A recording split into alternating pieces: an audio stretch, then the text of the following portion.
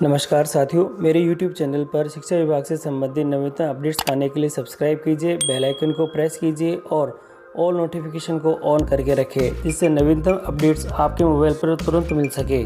मतदान अधिकारी के कर्तव्य और प्रथम मतदान अधिकारी के कर्तव्य क्या रहेंगे, किस प्रकार से उनको चीज़ों का ध्यान रखना होगा और क्या क्या उनके लिए कार्य रहेंगे, इन सभी चीज़ों की जानकारी आज की इस वीडियो के अंदर मैं आपको देने वाला हूँ।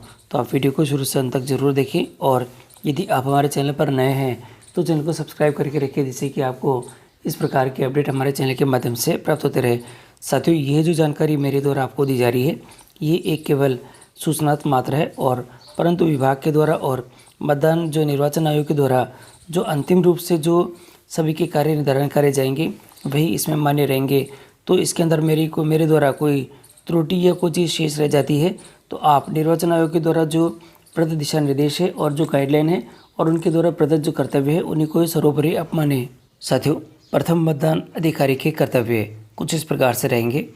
प्रथम मतदान अधिकारी निर्वाचक नामावली की चिन्हित प्रति देखिएगा, जो निर्वाचक नामावली होती है उसकी जो चिन्हित प्रति होती है उसकी प्रभारी होता है ये, और निर्वाचक की पहचान के लिए ये निर्वाचक की पहचान करनी पड़ेगी और ये उत्तरदायित्व भी प्रथम मतदान अधिकारी का ही होता है। आगे दे रखा है कि भारत सरकार, साथियों, भारत निर्वाचन आयोग द्वारा जो विनिर्दिष्ट फोटोयुक्त दस्तावेजों के आधार पर मतदाता की पहचान के साथ साथ यह भी सुनिश्चित करेगा कि मतदाता की बाईं तर्जनी पर अमिट शाही का निशान है कि नहीं है। तो यह भी ध्यान रखना पड़ेगा कि मतदाता की पहचान क्या है और फोटोयुक्त जो निर्वाचक नामावली होगी उससे ये चेक किया जाएगा और बाईं तर्जनी पर कोई अमिट शाही का निशान तो यहाँ पे नहीं। यह भी देखना होगा कि निर्वाचक की पहचान का सत्यापन समुचित निर्वाचन नामावली में की गई प्रविष्टि के संदर्भ में करना होगा। और यहाँ पर देखिएगा, प्रशासन द्वारा मतदाता सूचना पर्ची यानी कि जो वोटर इन्फॉर्मेशन स्लिप होती है ये वितरित की जाती है, जो कि BLO के द्वारा की जाती है, जिससे मतदाता की क्रम संख्या ज्ञात की जाएगी। इस पर्ची में मतदाता का फ़ोटो नहीं छपा होता है। यह पर्ची प्रशासन द्वारा BLO की सहायता से बांटी जाती है, किंतु यह पहचान का दस्तावेज नहीं होता है। मतदाता सूची में उपलब्ध फ़ोटो से मतदाता की पहचान करना अनिवार्य है।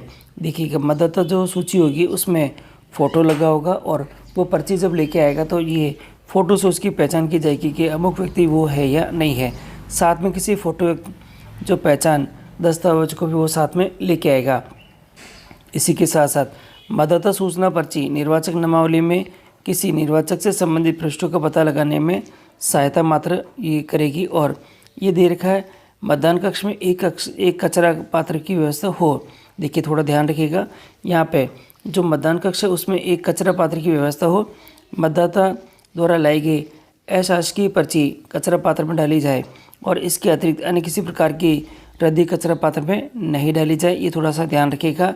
और आगे दे रखा है बिंदु संख्या 8, प्रथम मतदान अधिकारी पहचान पर्ची लेकर निर्वाचक नामावली में प्रविष्टि के क्रम संख्या को पढ़ेगा। दिखेगा, उसके ऊपर जो क्रम संख्या लिख रखी होगी उसको वह पढ़ेगा और उस व्यक्ति को अपना नाम जोर से बोलने को कहेगा। यदि आवश्यक हो तो प्रविष्टि से संबंधित अन्य प्रविष्टियों के लिए भी कहेगा, ताकि ये सुनिश्चित हो सके कि पहचान पर्ची प्रस्तुत करने वाला व्यक्ति ही वास्तविक मतदाता है या नहीं है।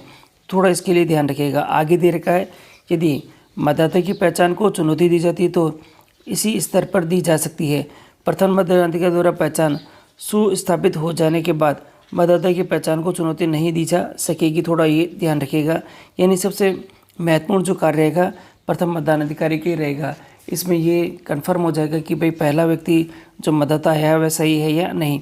अगर किसी चुनौती देनी है तो भी केवल प्रथम मतदान अधिकारी दे सकेगा। साथियों, प्रथम मतदान अधिकारी आने वाले मतदाता की पहचान सुनिश्चित करने के बाद फोटोयुक्त मतदाता सूची में उस मतदाता संबंधी प्रविष्टि के बॉक्स में फ़ोटो को छोड़ते हुए लाल स्याही से तिरछी लाइन खींचेगा। फ़ोटो को छोड़ना है, बाकी के ऊपर आपको लाल लाइन से तिरछी लाइन खींच देनी है। महिला मतदाता के नाम के आगे उसके मतदाता सूची क्रमांक पर गोला राउंड भी लगाना है। देखिएगा, अगर महिला मतदाता है तो उसकी जो मतदाता सूची क्रमांक है उस पर आपको राउंड गोला भी यहाँ पे लगाना होगा। अगर मतदाता ट्रांसजेंडर है तो आपको इस प्रकार से एक स्टार का जो निशान है वह भी लगाना पड़ेगा। और जिन मतदाताओं की पहचान मतदाता फ़ोटो पहचान पत्रों के आधार पर की जाएगी उनके नाम के आगे के नाम के बाईं ओर देखिएगा, यहाँ पर जो फोटो एक पहचान पत्र है उसके आधार पर की जाएगी। तो उसके नाम के बाईं ओर ई अंकित करना है, किया जाएगा। और अन्य वैकल्पिक दस्तावेजों के आधार पर पहचान की गई है तो उनके आगे के नाम के आगे डी लगाया जाएगा। थोड़ा ध्यान रखिएगा। तो ई और डी आपको कब कब लगाना है ये थोड़ा सा ध्यान रखना पड़ेगा।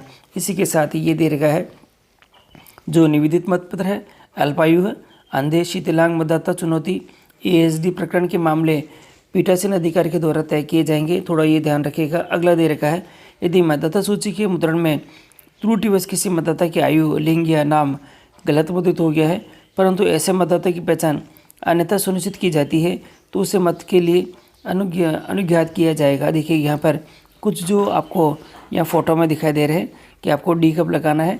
देखिए सबसे पहले क्रॉस आपको किस प्रकार से करना है, इस तरह से एक लाइन खींच रखी है कि आपको जिसको भी आप इंगित करते हैं तो इस तरह से लाइन खींच दीजिएगा। और जो डिलीटेड है वो पहले से ही डिलीटेड होंगे और जो लेडीज़ हैं उनके जो क्रम संख्या दे रखी है उसके ऊपर आपको यहाँ पे गोला लगा के रखना है।